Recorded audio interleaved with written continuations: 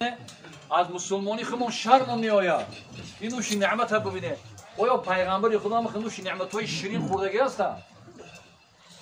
میگه مر ابو هریره بقوم و بین ایدیهم شاة مصلیة فدعوه فابى. میگه حضرت ابو هریره رضی الله تعالی عنه نامشون ابو شمس بود، پدر آفتاب. در سال 7 هجری ایمان آوردن. رسول الله نامشون عبدالرحمن موندن. یک وقتی دیدم با گرباکا که بسیار چی میکردن، تن یا ابو هیر، ای پدری گرباچاکا، شد نامشون ابو هریره. همین حدیث های 2000 حدیث روایت میکنن.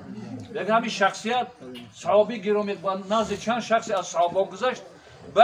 بین دستشون که پیش دسترخوانی ها گوشت پخته گوسفند گذاشتگی میشد. ابو هریره رنگ برادر ما حاجی محمود جان دعوت کردن، گفتن بیا قطعی ما گوشت.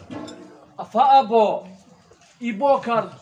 گفت خرج رسول الله صلی الله علیه و سلم من الدنیا فما شبع من خبز شعیر یومین متتابعین.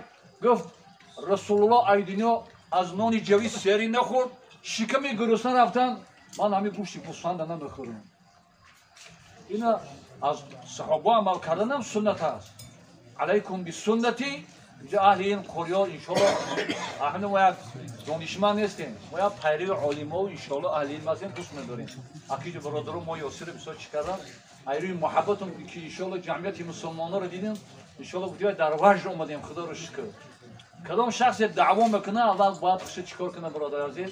اول باید آماده خود. حضرت مولوی جنونی عاشق جگر سوخته خدا حضرت در یک مصرع‌های زیباشون می‌فرمایند که عمل اقامت کن رهی شرعی نبی را، اما اقامت کن رهی شرعی نبی را، نفس تا هست میکن پیروی را. بگم فرزند جون، بچه جون، تو وقتی که دعوا میکنی من امت رسول هستم نباشم به گفتار قطعی عمل بکن، کوئی که از رسول الله پیروی بکنی. الله خدا خواهد زی بنده بندگی را، رسول خواهد زی امت پیروی را. ده برادر عزیز، پیغمبر خدا از یک کس پول یکماچی طلب نمیکردن. رسول خدا استعیذ بالله لقد کان لکم فی رسول الله اسوة حسنه. الله میگه بندگان من و تحقیق در حبیب من. ولی برادرای ما ببینه بعضش خفه میشن، موی سر اجبار میزنن، پشت میزنن، با قول خودشون اکوای برادر وقتی که موی سر میمونه یا اهلی پرسه که با قول مقصد چیکاری من موی سر رو زیبا کنم، پریچاسکش میگن. همین خیلی نمود پیغمبر خدا من کردم. زیرا که این برادر تقلید از تلویزیون کرده، یا غیر دین دیده، اون مسلمان است، پشت سرش زده یا که بالای سرش میتراشه، دو پاره هم میمونه. دیگر پیغمبر روز در کوچه یک کودک دیدم که کودک یعنی که پشت سرش تراشیدگی بود. با قول خودم پیشکش و من جوانی دا میکردم، چوبچیک میگفتم، بعضی کوکل میموندن، مردم میمونن. همین هم درسته. رسول الله صلی الله علیه و چی گفتن؟ همه کودک دیدن نه رسول الله صلی الله عن القزع. همین قزع در لغت نظر کنه یعنی که گذاشتن پیش سر و بعضی پشت سر تراشیدن. عربی قطعی قزع میگن. همین این نمود برادرها ببینه موی سر نیادن رسول اکرم من کان له شعر فلیکرم. مگر رسول او کسی که موی سر گذاره البته موی سر نگاه بینی کردن. یکی وقتی که ریش مونده، ریش دراز، موی سر دراز، اما باور کنی هیچ راست نمیاد که طوری نمیشه. بعضی همه شخصایی که غیر دین بودن او همون منوشیدن در هر قد و کوچه‌ای همون شهر. ببینید همه خیالات آنها گشت و گذار میکردن. اخیر لحظه انشالله ماه بزرگ است. بعد ما از رمضان برادرها چند حرف میزدیم. مقصد از همین روزه برادرها، هدف از روزه برای چی است؟ الحمدلله اکثر شما میدونید. این برادرمون همین سرای برای نشستن کردیم.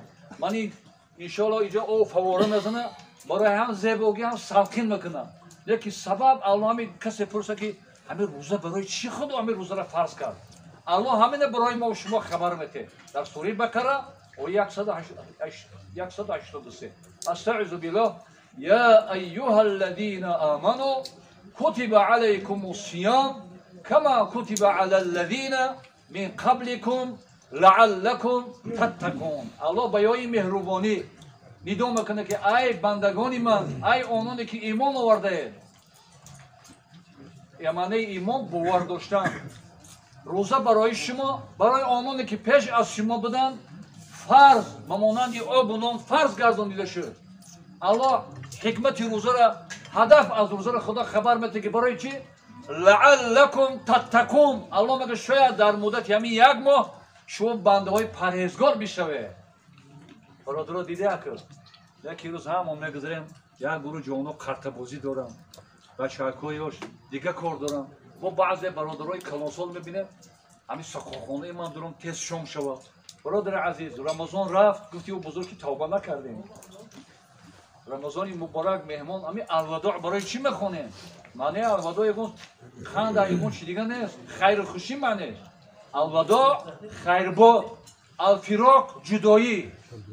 جدایی از این ماهی بزرگ، از ماهی که بلبلای قرآن ما بعضی برادرها چی میگن؟ ما همین نفهمیدیم چی خیلی گذشت. اینو گذاشتن فقط قرآن ندونن. هر روز 10 پاره تلاوت تکرار میکنن. محنت میکنن و هم انشالله کشت زور قاریای برادرای خدا نگهبانشون شد بلبلای قرآن. فکر میکنم به قاری هیچ زینت نداره می رمضان ها. در مسجد ختم قرآن یک پاره پیش وقت برای یک ختم گذراندن ای اندیجان و نمنگان قاری میآورن. 3 شب خدا رحمت کنه بابیشونی تورا را مسجدای ما 3 شب ختم میکردن. 10 پاره میخوندن، 15 پاره میخوندن، یک شب دیگه 14 پاره و یک پاره اخیرانه قطعی مردم میخوندن. سبب چی بود؟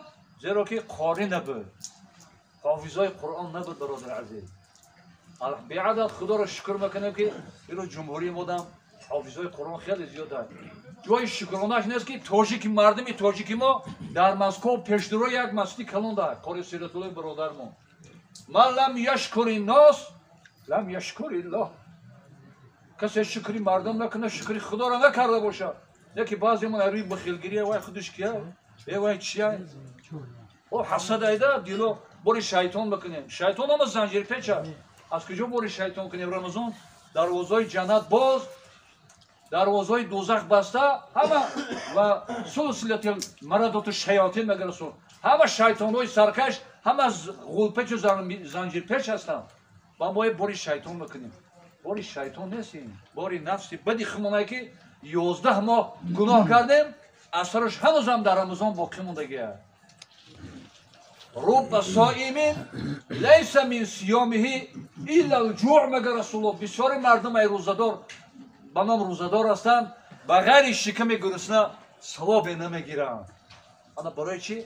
برای که شخمت بازی میکنیم به فایده در قد کوشه میشینیم با چشم‌ها قطعی مرزنده‌های بیگانه رو میبینیم. معنی روزه اهل میگه بخشش میخوام در لغت همین روزه رو معنیش ببینه.